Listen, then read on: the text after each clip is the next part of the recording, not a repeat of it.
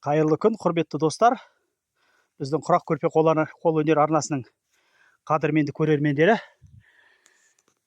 Мінекей біздер керек заттың ауырлығы болмайды деп, кім не беріп жатыр, соларды тасып жатырмыз. Саяжайымызға, шаруашылыққа, әйтеуір бірдеңкеге жарар деген оймен.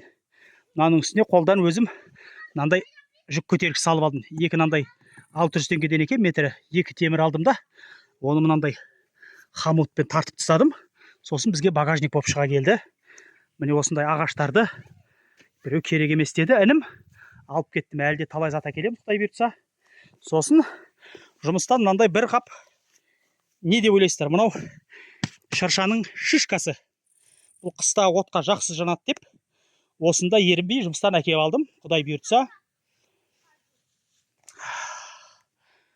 Қыс қамын жаз ойла дейді. Сол жаз тіршілігімізді жасап жатырмыз. Бізге Алла бұйыртса алдында айтқанмын, бізде біраз талдар бар екен деп. Сонымен бір 2-3 күн келмей қалып едім. Қарасақ, мына қараңыздар. Мына жерді өрік деген төгіліп қалыпты, төгіліп. Сонымен балаларға жинатып жатырмыз, үйге барып. Балам, баспа, мыжымаңдар, бәрін теріп алыңдар. Тазаларын бәрін теріп ала беріңдер, қалдырмаңдар. Бисмилля, қызым әкеп беріп тұр.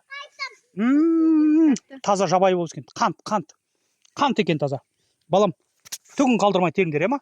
Мыжымаңдар аяқтарыңмен. Теріңдер. Міне осындай. Сосын алдында сіздерге бір жеміс ағашын көрсеткен едім. Мен кустарник деп. Жалпы көп адамдар біреулер оны крыжовник деді, біреулер смородина деді. Ол ағаш міне мынандай. Жапырағын қараңызшы, жапырағы смородинадан бөлек. Смородинаға келмейді. Кеше мен смородинаны көрдім, бұл смородина емес. Қараңыздар, қандай нақты білетін адамдар болса айтыңыздар атын. Өзім де білмеймін, әйтеуір біреу крыжовник деген крыжовник деп жүрмін. Міне, жапырағы мынандай болып келеді. Қараңыздар, смородинанікі мұндай емес. Бұл да пісіп төгіліп жатыр. Мұны да бүгін жинау керек. Бұндайлар міне ана жерде тұр, көп в общем. Жабайы болып кеткен. Әйтеуір Құдайдың нәсібі ғой. Биыл екпесек те анау жерде екі түп алма ағаш бар, олар да төгілейін деп тұр, Құдай бұйыртса. Алланың қалауымен алып жатырмыз осындай. Балаларымызды ертіп әкеп, тіршілігімізді жасап жатырмыз міне. Аман сау болыңыздар, видео салып тұрамыз. Лайк басып қойыңыздар. Өз пікірлеріңізді, тілектеріңізді жазыңыздар. Бірақ үлкен өтініш, жаман сөздер жазбаңыздаршы. Мен қатты ренжимін.